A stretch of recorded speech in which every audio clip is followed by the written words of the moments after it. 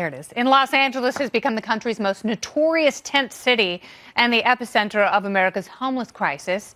The area is sprawling, and it's not just a collection of tents under an odd bridge here or there. This is an entire neighborhood of trash-strewn streets and broken lives.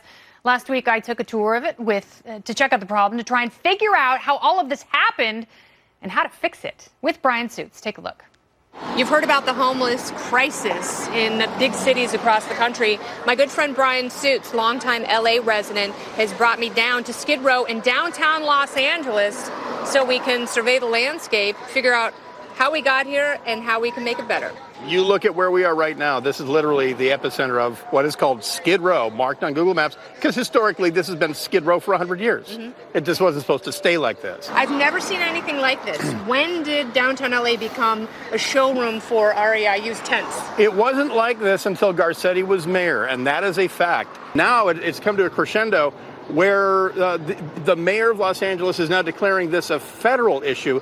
He thinks the rest of the nation looks like this. The rest of the nation doesn't do this and doesn't look like this because thing number one, they stopped enforcing the law against camping on sidewalks. And you have to start somewhere. Okay, drug addiction, mental illness, prior convictions, whatever, those are all great, but you have to start here and clean these sidewalks. What is something that is LA safe that you could do in order to improve the quality of life for people who have tried to invest money in downtown LA? And maybe the broken window theory doesn't work in Los Angeles. You can tolerate graffiti and broken windows. But how about the publicly accessible sidewalk theory? Start there, because the people who pay the homeless taxes also pay for these sidewalks. It's interesting because it's almost as though the mayor has truly surrendered. Yeah, he has. That Eric Garcetti is afraid to impose anything that is politically incorrect and toxic for his further political ambition. He doesn't want to judge anyone. But you're also hurting these people who are here. You're not making their lives any better by allowing people to live in very temporary. And handing them scholarships, handing them money to remain in place doesn't help either. And then you can detect the very obvious public health issue going on around here. There's an overwhelming smell of poopy. Yeah, it smells like feces and urine. People got to go. People got to go somewhere. And right here you can see this sort of these pay toilet. Yeah, these pay toilets that the city implemented, not dissimilar from Seattle, but there's more than just relieving that goes on in there. Yeah, these are one-stop prostitution, heroin, meth, stolen junk centers. This is another problem. Granted, the alternative is needles around the streets, but this hasn't stopped needles hanging around the streets. All right, this is Kevin. Kevin was homeless on the streets of downtown LA for 6 years. What happened? I went to California State Prison for about a year and a half. Always had a home to go to, but I chose not to listen to my family. So I ran downtown thinking that it was going to be something different.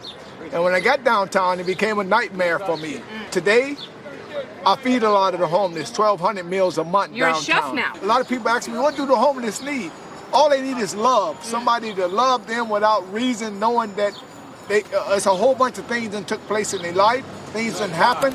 But I always encourage them that you can pick yourself up. You can make it out of here if given an opportunity. What about treating mental illness and drug addiction? It's people that they become frustrated. They give up fast. They it's more than just drugs. People fall on bad luck sometimes. I'm not saying everybody down here has fell on bad luck, but a lot of them who couldn't pay their rent, end up homelessness again. It's a failure of government, though, because on some level, government is not working for these people. And the answer to that, I know a lot of people wish it were true. It's not more government. And that's the other thing. When you have this big bureaucracy that might have good intentions, but that doesn't equal action. Well, we know anything with good intentions can be destructive if misused. Yes. One of the most heartbreaking things we saw was a young man, an Army veteran who had been in Iraq and Afghanistan, clearly on drugs, talked about being kicked out of rehab. Do you want to get clean? Well, I don't. I have the street, though, man. I know. Once you're on the street, it's not easy. I mean, I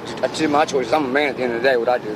So I don't blame fault the VA for nothing. He doesn't want to get clean, but he also doesn't want to live like he's living. There are people who have memories of these pristine cities from years ago. When they go back and visit, it is something completely different, and no one has a good explanation. No one wants to take responsibility for how we got there, and no one wants to devise a plan with tough choices to make things better. The one correlation about every city on the West Coast is that it is run by liberal Democrats who are unable to simply draw a line and say sleeping on the sidewalk is intolerable. Yeah. Anything else It's will not help good you. for you. It's not good for the city. Every single night down here, trafficked women are down here, sexually assaulted, etc.